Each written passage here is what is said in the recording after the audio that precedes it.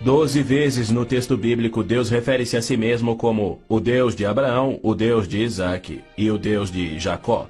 Então, Javé declarou a Moisés: Diga aos israelitas, o Senhor, o Deus dos seus antepassados, o Deus de Abraão, o Deus de Isaque, o Deus de Jacó enviou-me a vocês. Esse é o meu nome para sempre, nome pelo qual serei lembrado de geração em geração.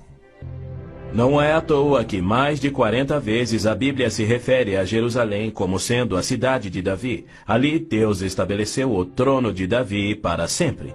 E naquele trono, o Messias, descendente de Davi, deverá reinar sobre Israel e o mundo.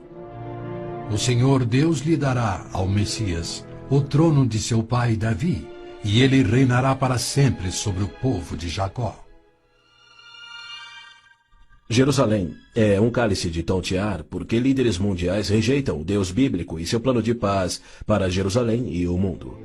A insistência do Vaticano e da ONU de que Jerusalém deve ser uma cidade internacional e dos muçulmanos que dizem que ela lhes pertence constituem desafios ao Deus de Abraão, Isaque e Jacó, assim como a paixão muçulmana pela destruição de Israel.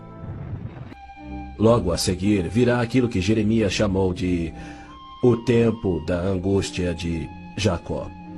Exércitos do mundo, sob o anticristo, serão trazidos ao Armagedon por Javé, no intento de puni-los por terem odiado, perseguido e matado o seu povo Israel, e para disciplinar Israel por sua descrença. Você, anticristo, avançará contra Israel, o meu povo, nos dias vindouros. Trarei você contra a minha terra para que as nações me conheçam, e todas as pessoas da face da terra tremerão diante da minha presença.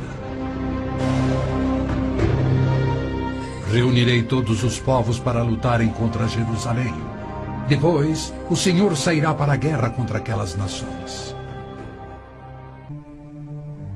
Ouça novamente as previsões dos profetas judeus sobre a rejeição do Messias, sua crucificação pelo seu povo e sua morte pelos pecados do mundo. Perfuraram minhas mãos e meus pés na crucificação. Foi desprezado e rejeitado, eliminado da terra dos viventes. Por causa da transgressão do meu povo, ele foi golpeado. Então o ungido será morto e já não haverá lugar para ele, apenas para os pecados do mundo. Em consonância com os profetas de Israel, João nos revela o Armagedon no último livro da Bíblia e nos mostra Cristo voltando do céu para destruir o anticristo, exatamente como Paulo também profetizou. Vi os céus abertos e diante de mim um cavalo branco, cujo cavaleiro se chama Fiel e Verdadeiro. Seus olhos são como chamas de fogo, e seu nome é Palavra de Deus. Então vi a besta, o anticristo, os reis da terra e os seus exércitos, reunidos para guerrearem contra aquele que está montado no cavalo e contra o seu exército. Mas a besta foi presa, e com ela o falso profeta. Os dois foram lançados vivos no lago de fogo. O anticristo quebrará seu pacto, cessará os sacrifícios, colocará a sua imagem no templo, declarando ser Deus e exigindo ser adorado. Os que se recusarem morrerão. Com muitos ele fará uma aliança que durará uma semana.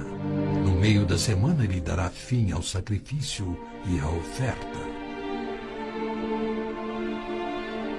Então será revelado o homem do pecado, chegando até a assentar-se no santuário de Deus, proclamando que ele mesmo é Deus. Foi-lhe dado poder para fazer que fossem mortos todos os que se recusassem a adorar a imagem. A que semana Gabriel se referia? Quando isso acontecerá?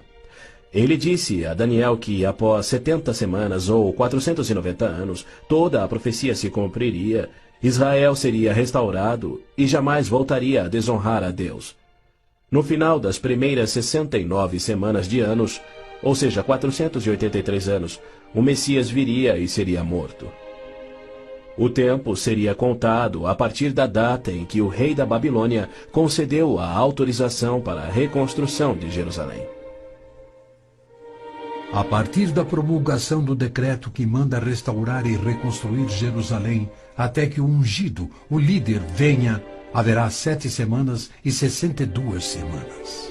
Neemias diz ter recebido autorização para a reconstrução de Jerusalém no mês de Nissan do 20º ano do rei Artaxerxes, ou seja, em 445 a.C. No domingo, 6 de abril de 32 DC, dia em que se completavam exatos 483 anos, hoje o chamado Domingo de Ramos, Jesus entrou em Jerusalém.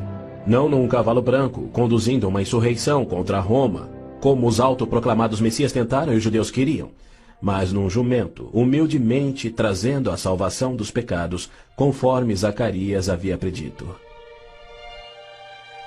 Alegre-se muito, cidade de Sião. Exulte, Jerusalém. Eis que o seu rei vem a você, justo e vitorioso, humilde e montado num jumento, um jumentinho, cria de jumenta.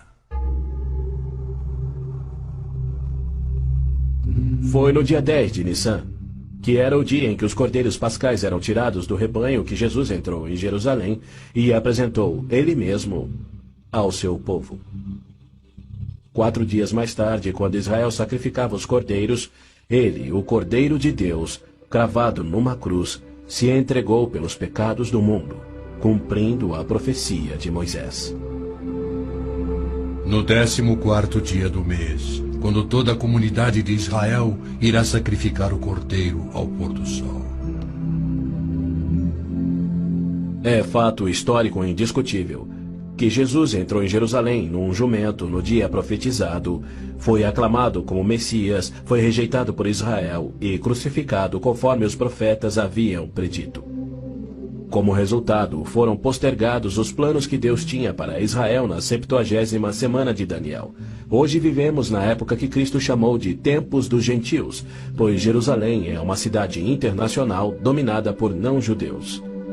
E Cristo tem construído a sua igreja, composta tanto por judeus quanto gentios que creem em seu nome. Somente quando esta igreja for arrebatada para os céus, conforme prometido por Cristo, é que terá início a 70ª semana de Daniel. Quai, seu app de vídeos curtos.